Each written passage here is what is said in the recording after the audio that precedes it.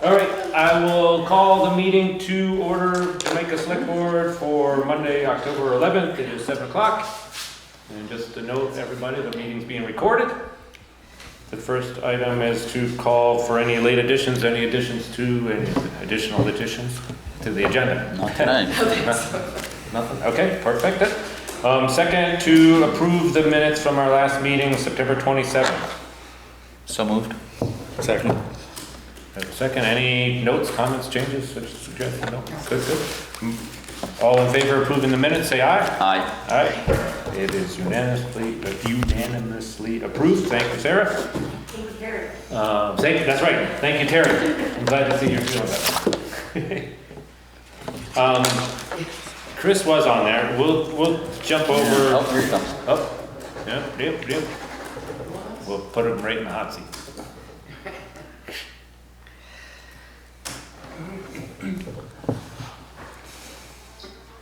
Chris, can you hear us? Yeah, I don't know. I cut out there for a minute, but Okay. I can hear you now. Yeah, already. We're flying right through the agenda. We're up to you already. Item number 3 to Chris Robbins from the Planning Commission. He's going to give an update on where we're at with the communication union and the Deerfield Valley fiber.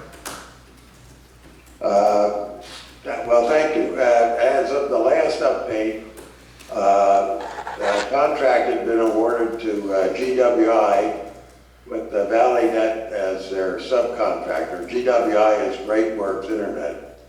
We signed a memorandum of understanding, which we agreed to negotiate a detailed contract in accordance with the proposal. And that contract was to be structured as follows. There is a master service agreement, and then under that 6 detailed statements of work, which cover engineering and pre-construction, internet service provider and voice services, construction and installation, field services, which is repair and post-construction installations, network operations, and admin and funding support. Now, since then, the state has established the Vermont Community Broadband Committee, and that's abbreviated VCBB. And this is run by the Public Service Board, and they have RISI, R-I-S-I, as their technical support contractor. And RISI, as you remember, was one of the contractors that worked on the WRC business plan. They're to provide technical support to the Public Service Board and also to all the CUDs. And their main function right now is, as far as we're concerned, is to review and approve all CUD contracts for technical soundness and compliance with state and federal grant regulations, which has become a very tall pole in our tent right now. Currently, we've completed we have a final draft of the master service agreement, which is pending legal review and VCBB approval. We've negotiated the pre-construction statement of work, and this is complete and also awaiting VCBB approval. And the ISP voice services contract is in negotiation. And the only issue that's holding that up right now is one over who's going to be the ISP. If the CUD becomes the ISP ourselves, we subject ourselves to FCC regulations, and we'll also have to hire technical staff for expertise that we don't have. And worst of all, we'll make it difficult to comply with safe harbor rules. And these are the rules that keep us in a nonprofit status so we can issue tax-free bonds. But if we make GWI the ISP of record, then we're going to give up some control. So we're trying to negotiate a middle ground where we get to have the say on the things that are important for performing our mission, but they remain the ISP. And that's yet to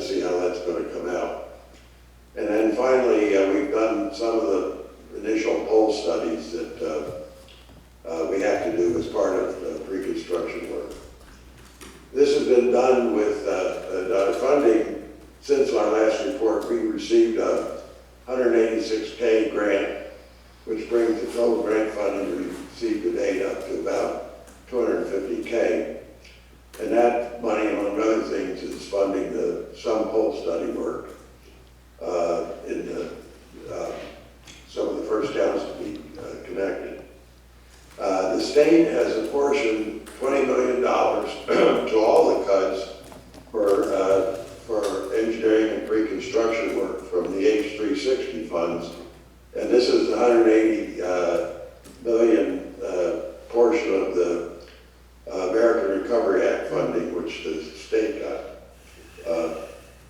4.1 million of that has been apportioned to DVfiber, and this share is based on our percentage of underserved and unserved locations. We've submitted a grant application to the PCD for PCDD review and approval for this $4.1 million, a little over $4.1 million. And this is sufficient funding to fund all our engineering and pre-construction work, and for both phase 1 and phase 2 locations. We expect to, that was submitted last Thursday, and we're looking for approval by the end of the month. And if we get it, then we're going to commence engineering and pre-construction work on the 1st of November, hoping to complete it by the end of the year and begin construction early in 2022. Nice. So that's where things stand right now. I want to say something about our marketing plans, for our town-specific marketing plans. First, we want to generate an email contact list. And the way we're doing it right now is from the sign-up section for the DVCUD newsletter. There'll probably be another way to sign up for it too, but we haven't come up with that yet. If we get a comprehensive list that has everybody's name on it, then the rest of the marketing is pretty simple. Just send them emails a few months before we're ready to, before the cable will pass their homes, and offer them a chance to sign up as soon as the cable passes them. We're also forming a merged mail list, and this is I'm grateful to get the voter list and the grand list. These are going to be merged with the E911 list from the state to form a master mailing list which reaches everybody, all residents, vacation homeowners, landlords, and renters. Anybody and everybody that has a stake in wanting, possibly wanting to sign up for broadband, and we'll conduct a mailing from that. This is the first time this approach has been used, apparently. In the past, they just used the 911 list and done a mailing to residents. So this is, we hope, will be a lot more effective. We're planning to hold an information briefing to the town sometime before we start construction in the town. And we're also relying on friends and neighbors to pass the word to people that might not know that we're coming to town. And finally, if all that fails, we're going to do door-to-door campaigning to make sure everybody gets an opportunity to sign up at the earliest possible time. And finally, I've got a communication issue. I was relying on Adjourn to keep the town informed, and since that's not available anymore, I got to come up with something else. And so I was wondering if it'd be all right to add a broadband section, the quick links of the website, so I can use that to keep people informed. Yeah, I can set that up for you, not a problem. Yeah. Also, Chris, Karen Amadon's doing a web page now, like Jamaica events or something like that, so she might put that up there, I don't know. Okay, well, I'll write something up, and Okay. the main idea is to have a link there to the cut newsletter or wherever we're doing the email sign up, so Okay. make it easy for people to get in touch. Just send me, I'll send something to you. I'll put that link in there, just send me anything you want on the link. Okay, I can thank get you very done much. to tomorrow probably. Yeah, excellent, thank you. Any questions from the board on this? Chris? Hi, it's Jessica. Quick question for you. So the $4.1 million grant application that's in, if I caught you correctly, that's, and I think I remember this from the minutes, that's for engineering and pre-construction, phase 1, phase 2. Isn't there a second wave of money that's gonna be needed? Yes, it will. We're looking for probably a $20 million grant to fund the construction work, which we'll have to have in place by January. And that should cover, well, we think it's probably going to cost 30 to 35 million for the whole project. So if we get more money under this, the infrastructure bill that's now has a broadband section in it, we might be able to fund the whole project with federal and some state grants. Right. And if not, we'll be able to raise the rest of the money with tax-free bonds. And with that amount of grant funding, we shouldn't have any problem leveraging it to, get the private investment. But we think the 20 can come from the federal funding, right? Yes, that's right. So it would be the remaining 10 and change. Yeah, exactly. Okay. And that's just for our cut, right? That's right. Okay. Yeah. Okay. Great. I just wanted to make sure I had it right. Excellent. Thanks so much, Chris. Oh, you're welcome. Thank you, Yeah, big thanks. project. This is- Yeah, since it doesn't seem like Elon Musk is gonna be sending any satellites up to save us soon, so we have to continue. Okay. Thanks, Chris. I'm on to item number 4, and Chris, you had added this on there too, and I'm not sure, I think a lot of people are curious, but we'll wait to hear what you may have. Just, you wanted to comment on the increase in local COVID cases. Yeah, you want me to do that now? That'd be great. Okay. I don't know, maybe everybody's aware of this, but I was kind of shocked. I've been following the COVID statistics, and as of August 15th, there was 1 or less cases in Jamaica, and which was really just a miracle. But then as of the 6th of October, which is just 21 days later, we had 29 cases. Wow. And this is a surge of 28 cases in 21 days. And this is probably an undercount because the asymptomatic cases, which can spread COVID, they're probably not being counted. And worse than that, our vaccination rate was between 51% and 60% as of August 15th. And it went up to 61 to 70% as of the 6th of October.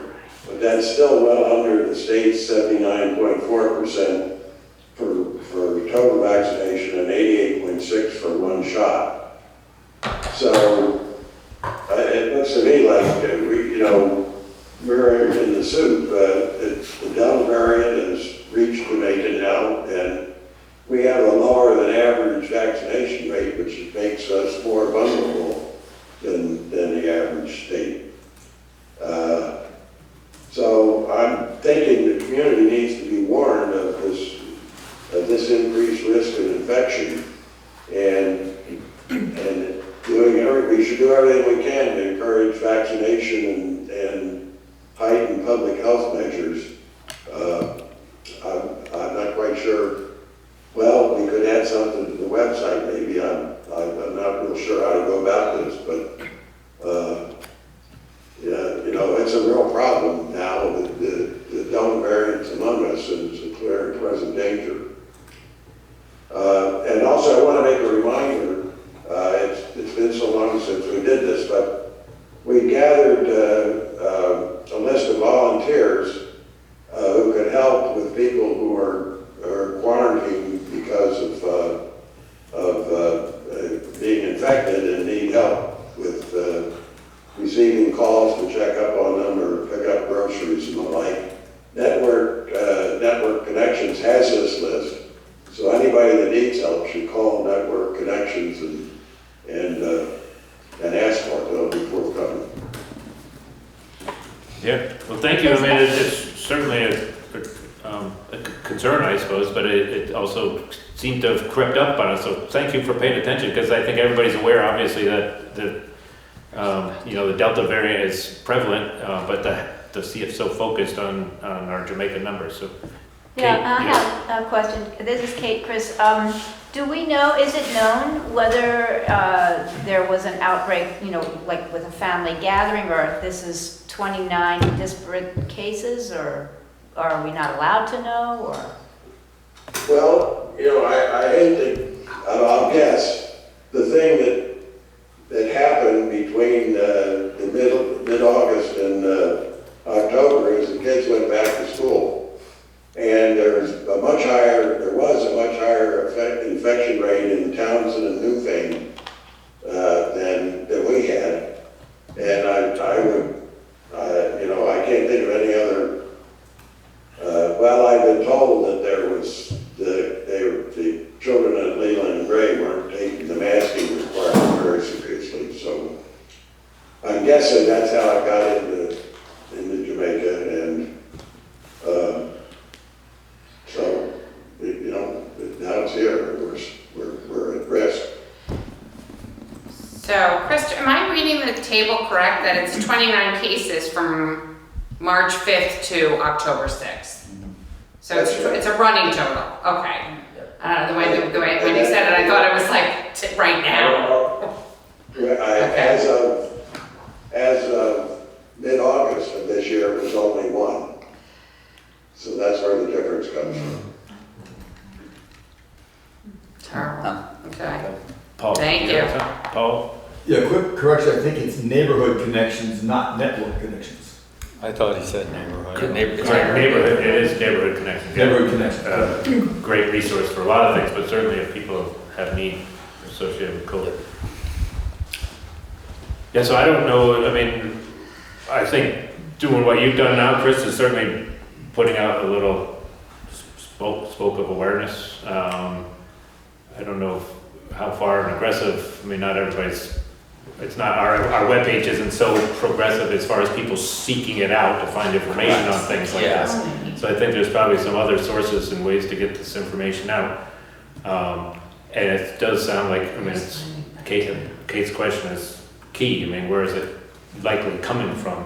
Is it just ambient as you walk down the street? Probably not. It's probably from isolated cases. But I don't know. Hold on.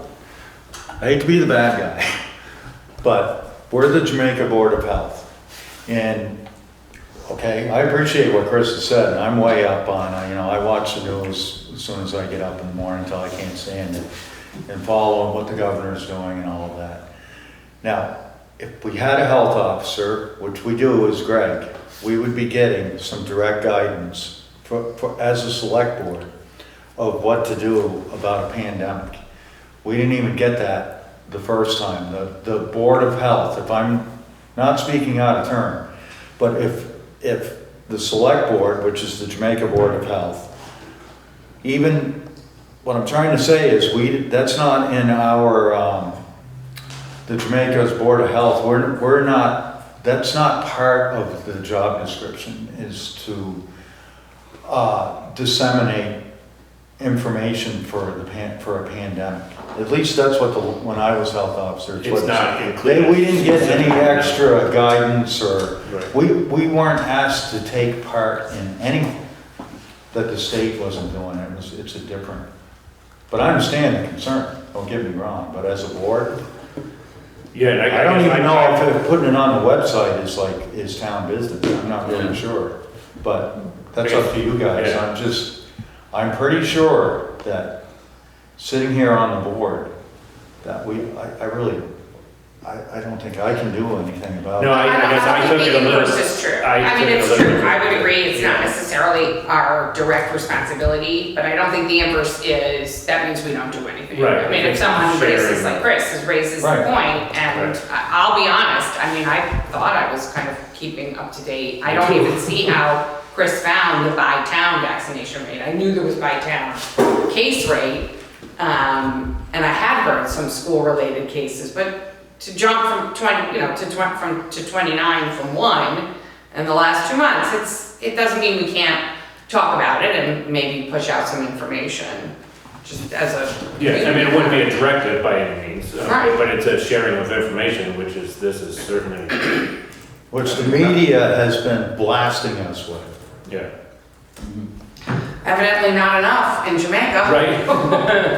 I wasn't aware of it, and I thought I was, like you, staying pretty on top of it. I think this is significant. I mean, there's gonna be a number of people that are gonna be watching this video as much as going to, and just be cognizant of that there's a heightened Right. likelihood of infection, and I mean, everybody is aware, but sometimes I think we get a little callous to it too. Do we know for sure that it's, the cases related back to the schools, or? No. We don't, No. and probably never It's really will. not about Because there's no way you could find out. Enterprise had like broken a record for how many people they served, it was like 766 people or something. This weekend was huge everywhere. There's So, people, yeah, so the amount but of this is traffic- past data too that we're talking, I mean, Yeah. that's Right, this is through October 6th, so it's Yeah. before. But you're right, tourism is up, for sure. I'd also And, be, and locals going out. I would be curious too, if maybe there isn't a major outbreak and they just updated the data.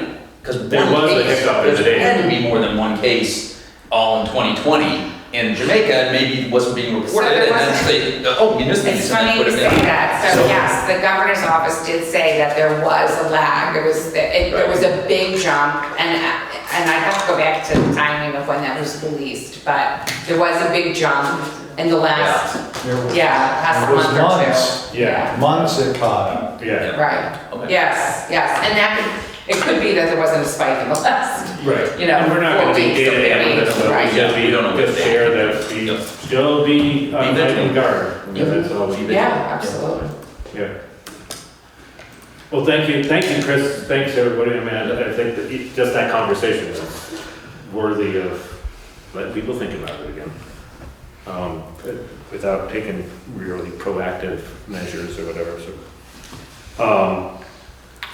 All right, Chris, thank you, anything else you want to add, or is that what you've got? Okay, thank you. Thank you. So the next item on the agenda is just an update on the town plan adoption process. Chris has been involved with that too, along with the rest of the planning commission. And I've got kind of a quick little blurb here, so to speak, which I'll read. That the Jamaica Planning Commission, they're in the process of revising the town plan, updating the town plan, which is a process that has to be walked through with hearings and things like that. So Wyndham Regional has been working with them too on updating one significant, I guess both significant. One was the energy portion of it, which Chris has been hugely involved with, and the other was some small detail in the wording and things like that of our flood zone ordinances. But the Jamaica Planning Commission is going to hold a public hearing to receive comments and answers to questions about the town plan. The hearing will be Monday, November 15th at 7 o'clock. That's during one of their regular Planning Commission meetings. It'll take place here in this office. That's only the first step of this, or the first public step, I guess. Copies of the public hearing draft and a legal notice of public hearing will be posted on the website and around at our posting locations. And then citizens who have comments or questions should contact any member of the planning commission or attend the public hearing. So that's my update. I don't know if you had anything more to add to that, Chris? No, you got it. That's it. Yeah, and so then we're looking at, there's timeframes, and I'm not gonna get all the windows right, but there's timeframes roughly, I think 40 days after this, it then comes to that they make some revisions if anything has come out, and if they deem revisions necessary. It's roughly early next year, January, early February or so, that the select board will have the first public hearing, and then it's another 30 or 40 days after that. I can't remember the numbers, but we're looking at this meeting set, and then early next year when we'll get to the actual public hearing of the actual plan. Okay, any questions on that? Good. Oh, good. Yeah, that'll be nice. That'll be strength. It'll strengthen our town plan for sure. I have a question. Yeah, Ben. Does that include flood Hey, control? Ben Williams or Yeah, Ben Wheeler? Ben Wheeler, I'm sorry. Yeah, I live over on Castle Hill Road and it was flooded, you know, during this big river event we had. I had like 2 feet of water in the I'm basement. sorry to time you out for a second. Is this related to the town plan? Or, because Well, I'm talking about planning and shouldn't flood control. I'll have you speak during public comment on, certainly not going to not have you speak, I mean, but we'll have you come up next, or in a couple items here in our public comment, sorry. I was only curious if it was, and I apologize for sounding rude, but I was only curious if it, no, It's a town plan. right, but I was only curious. Infrastructure should be. No, specifically to the hearings for the town plans that we're talking about. Okay, thank you.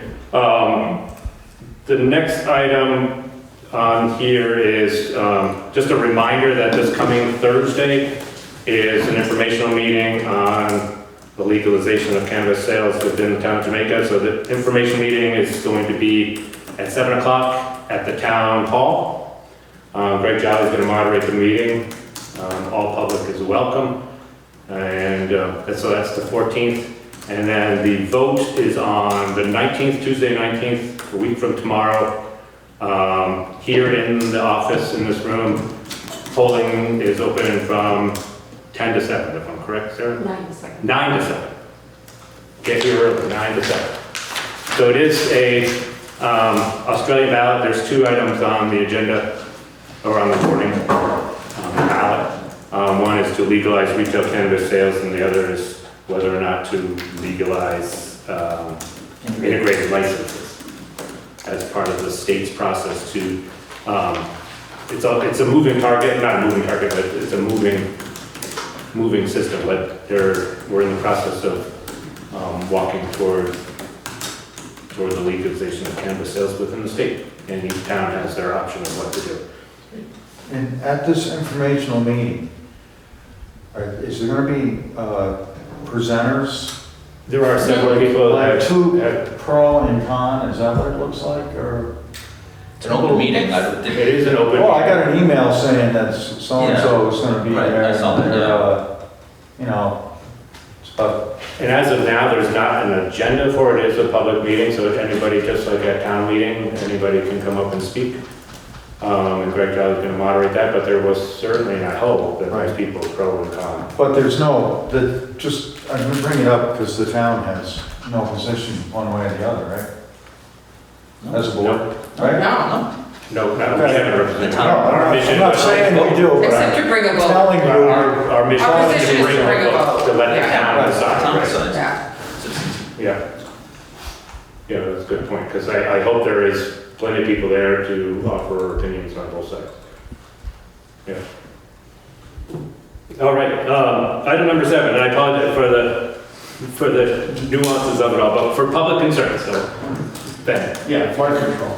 Yeah, There doesn't appear to be a plan. You can tell me that you have a plan, but there doesn't appear to be a sustainable plan for flood control. I grew up in California where we had some severe flooding because there was a tremendous amount of development. And look, I'm not a hydraulics engineer, but my dad was. And, just focusing on my street, she had a 4-foot diameter culvert at the bottom.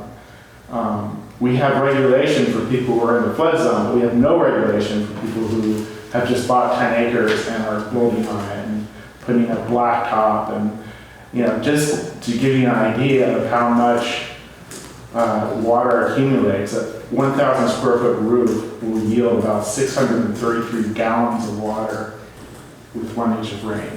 We had 7 inches of rain during Irene. 6 hours. Well, no, I thought you meant more recently on the 29th. Wait, 5 hours and 5 hours. Yeah, well, I mean, it's a lot of water coming down the hill. Somebody did a blacktop driveway just up the road from me, a very steep hill, and that, I think the last couple of years has done damage to Castle Hill Road.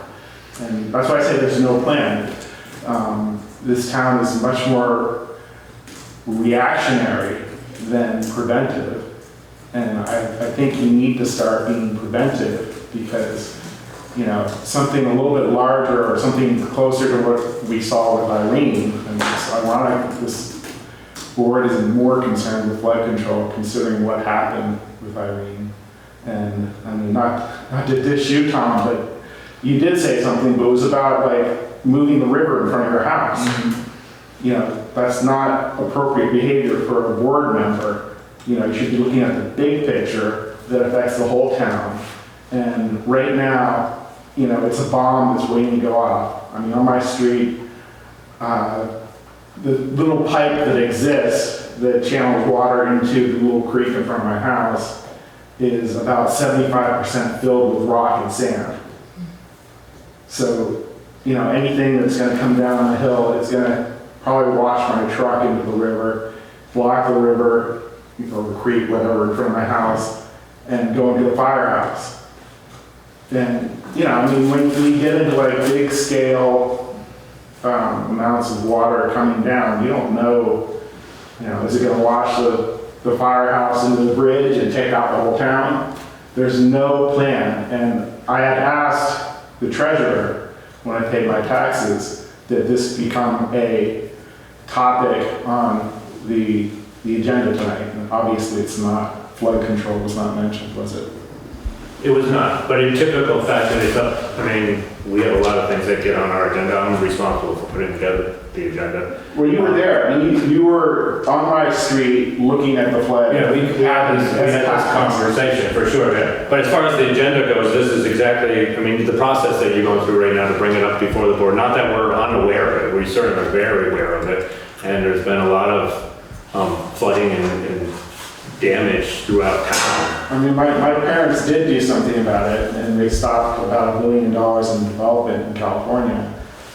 And, you know, great, the developer had to like sell bigger multi-million-dollar homes, but they solved the problem. They haven't had any flooding since. So if you're receiving tax dollars from people who are building, and, you know, you gotta invest in infrastructure. Mm-hmm. And, you know, you guys are responsible. You're the only governing body here, so do something. Yeah, I mean, it's one of the top items every year as far as figuring out where our money goes, as far as our budget goes. I mean, roads, and there's a lot of fixes. I think every one of us Well, I want to be a knows. topic for conversation, not just lip service.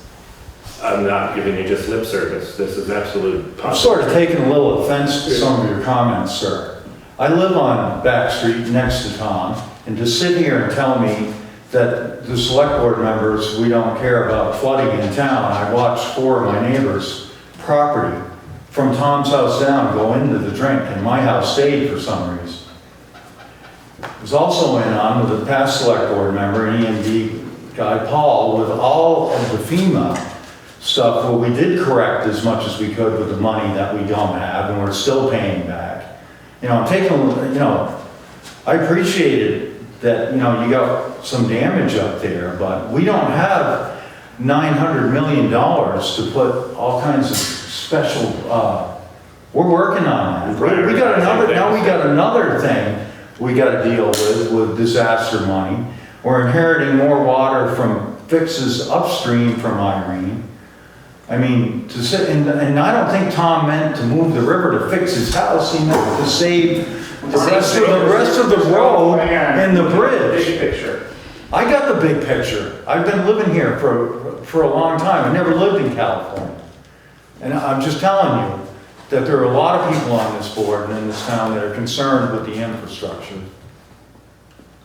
Well, I'm just saying, like, you know, make it a topic. It is a topic, and right now it's a topic. Yeah, and every, we're trying to do- We're trying to get $500,000 from the More state than right that, now we've to repair what happened got on the at least 29th. $1.5 million in damage by the time that we're paying for out of our pocket. So, We're well, seeing for let's, like millions of dollars for like internet and stuff like that, you know, I mean, flooding is kind of, well, unfortunately, money, although it's fungible, is not, this kind of money is not fungible. There's a certain amount that's available for broadband infrastructure, and it's a completely different pot that might be available to a town like Jamaica for physical infrastructure with respect to flooding. You're right, our only ordinance is floodplains, that's our floodplain ordinance. And if you look at the engineering around storms and their degree and severity, we've had 200-year storms in less than 10 years. This is an unprecedented situation, and it's not great. And, you know, boards don't necessarily react to that kind of situation on the turn of a dime, especially since we still have a huge bill that we're gonna have to pay just to repair from the July 29th storm. But let's just, a couple of things. So the town plan and its update for the energy portion and some other fixes, that has a history. The town plan that's in place now was not actually approved appropriately, and the town is at risk of potentially losing funding if it turns out we need to rely on our town plan as defense to losing funding at the state level until we actually get it properly approved. So we really do need to just streamline that process, get the plan that's been updated by Chris and others on the planning commission, and get that done and in place. Examining whether we need to expand our flood ordinance so that it's beyond just flood zone. I'm perfectly happy to have a conversation around that. It really does start at the JPC, is my understanding. We can re-examine that, but, you know, and they're the ones that actually, between Brian, who is an engineer in exactly this area, having that dialogue start there, absolutely, I think. just things like you can't put in a blacktop driveway. Okay, that's, okay, so now I'm gonna put on my lawyer's hat. There are regulations at the state level. If you have a neighbor that's engaging in an activity that could potentially have required a permit, and they didn't get the permit that they need, do your investigation. It's possible that what they did, they cleared more than an acre, they did it in a way without getting engineering and without getting a permit. That could be a problem, and you can examine that. In addition, if there's a failing culvert in town, that is something to bring to the board, and we have to go to Keith and say, Keith, there's a failing culvert on a town road that is actually causing active, damage to one of our citizens, and then we can fix it. But I know that this might sound unsatisfying, but I'll personally help you examine whether the person who made the change the big did it. picture being preventive and not reactionary. I mean, in my situation, if there was just like a pipe that went under Enrique and Michael's driveway that was like, not filled up with sand and rocks, that would probably solve my problem. But the bigger picture is, and the thing that's gonna affect you and everybody else, everybody, is all the water coming down the hill and some sort of, I know we don't have any rules with development, but maybe it's time we get some rules. Or at least, some kind of code like, no blacktop driveways. It's either rain or a blacktop driveway, so what took out Castle Hill? The 6 inches of rain that we got? July 29th. And the That was previous brutal. rainstorms Yeah. we had before that, like There's been. Even Irene a did serious do problem. what July It's washed out. 29th Oh, this was a Yeah, different deal. and I've talked to Smaller several change. landowners up there, and Keith and I have walked up there too. I mean, it's a process that's in process, along with everything else. I mean, Along with the clean water. Yeah. Just Yeah. all that water comes down the hill. Yeah. It's gonna go And into keeping the gravel out of the road, so there's pros and cons of start it. taking notice. Yeah. And then We firehouse. saw the firehouse almost go already. Yeah. Yeah. And there's It's not pros like and we're cons ignorant to to it. Was there clearing of more than an acre that was done?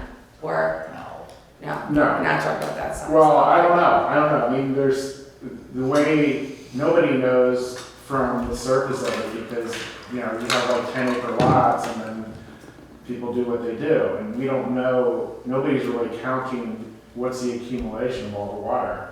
I mean, I gave you the math with like 1,000 square feet yielding 632 gallons, you know. And I mean, I think we'd all admit there's some design issues with the road. I mean, that road was built in the 60s and goes straight up the side of a hill. I mean, it was not necessarily put in there, so we're struggling to work with something that's in place without blowing it up and starting over. I mean, that's a possibility, so. It's I know not Keith talks about it, and worries about it, and works on it. Now, I mean, you're talking about pipes that are clogged up with sand and dirt and rocks. I think Chris wanted to say something. Chris? Good. My understanding of the content of the infrastructure bill that's now pending Congress is there's money in it to pass to the states that goes directly to the towns to be spent at their discretion for infrastructure projects. And flooding is certainly a high priority within that, yeah. There might be a solution there. Yeah, Brian, bring it up to Brian. Brian's yeah. good. And bring it to the board here. It's not falling on deaf ears. I mean, it's just, passing it through doesn't usually get it on the agenda. But showing up at a meeting is by far the right thing to do and get it on the agenda, so to speak. Well, This is important. We're not, I mean, it's not lip I know you service. probably drove back West Hill Road and West Jamaica. Yeah. Serious damage, and you know, where's that water coming from? It's not. Yeah, well, Some I mean, of you it's go way, global warming, but. and much of it is under capacity size culverts. I mean, that's what it boils down to, based on the amount of precipitation that we get in a regular Yeah. storm these days. We should have an engineer looking at it, you know, somebody who has the qualifications. We do have several engineering companies that have looked at a lot of these roads. Yeah. I mean, there's the same company that worked with repairing all the roads during Irene, and I can't recall their name, but out of New Hampshire, notable company for doing water geological work like that. It's been involved with our roads during this storm. And luckily I wasn't here, but, you know, somebody who moved here, it's not something that I would like to experience. No. And, you know, we can take care of it if we're preventive and not reactionary. Yeah, so it sounds to me like you would want to be at that hearing where you were discussing the new plan, town plan, and request that it be on, so it's more proactive in some fashion as part of a plan. Or go to the planning commission meeting, because they're the people who. Yeah. That's what I meant, Right. not the. That's really. Yeah. I urge you to go, because Brian, he's so knowledgeable about this, and Chris is there, and they're the ones who would Yeah. expand the zone, if the flood zone ordinance is gonna get expanded, In that's gonna California, be the my genesis. parents like walking around and getting like a petition and thousands of people like, you know, sign a petition. And this is a tiny town, it doesn't need that. I mean, it really needs, you know, a proposal to come from the planning commission, potentially to expand our zoning ordinance, if that makes sense. I think it's gotta make sense, you know. I don't have the numbers, I mean, you probably have the numbers as far as like, you know, how many people have moved here in recent months. A lot. Mhm. That's all I know. And it's not They're just, all putting up a roof at least, and that's probably at least 1,000 square feet. Do the math. and it's the past 10 years. I mean, yeah, but I mean, I'd be curious in terms of engineering, the roofs versus, just, this is a mountainous area. The amount of water that came down the ridges was, Tom lives There's in the no base. houses up there. Yeah, right. I mean, it was The houses behind astronomical, and it was not Yeah, roofs. and this is not even like considering Stratton, where, you know, we're making snow and, Right. you know. Yeah, but we're not even at the, we don't necessarily receive Stratton melt, but we get our regular Strategy melt. might say, you know, okay, well, let's go to Stratton and say, you know, reduce 20% of your blacktop, you know, we're getting lots of water down the road. And at least if we, you know, we say something, when it does happen, we can go back and say, I think it's a smaller scale. I mean, Stratton Yeah. lives underneath Act 250, and there's plenty of stormwater holding ponds. in Right, there. exactly. It's- They're build it. full It's at a permitted. level, we need to address it at a different level than going up the hill. Yeah. I mean, we need to address it at a local level in where's the town. water coming from? it's not coming out of Stratton. It's landing on our roads and our hills and it's just, it's here. We need to, we're The not storm on the denying what 29th, you're saying. that was, Yeah, 6 inches of rain in under 5 hours. That was an event which was They didn't expect it. like, to say it wasn't a 100-year storm, it so was we're a not 1,000-year storm or something. passing it off saying that's never gonna happen. It's again. gonna keep- It doesn't, right, I agree, I agree The with rest of Katie. the road is like a battle zone. Yeah, Yeah.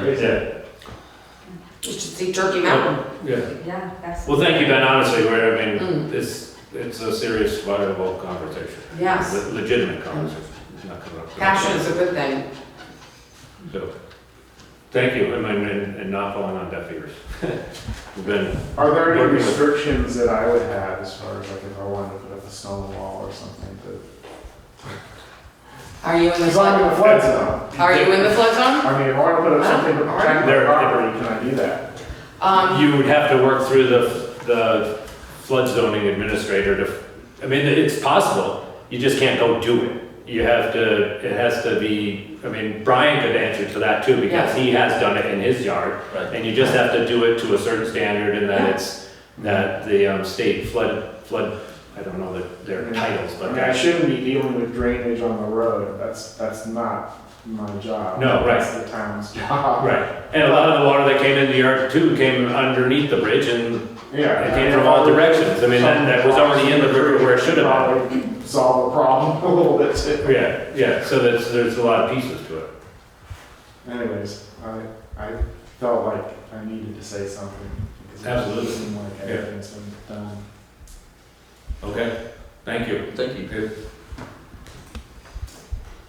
All right, any other public concerns? Paul, good. Motion to adjourn?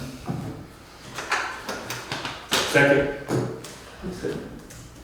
All in favor of adjourning the meeting? Thank you. Thank you, Ben. You sign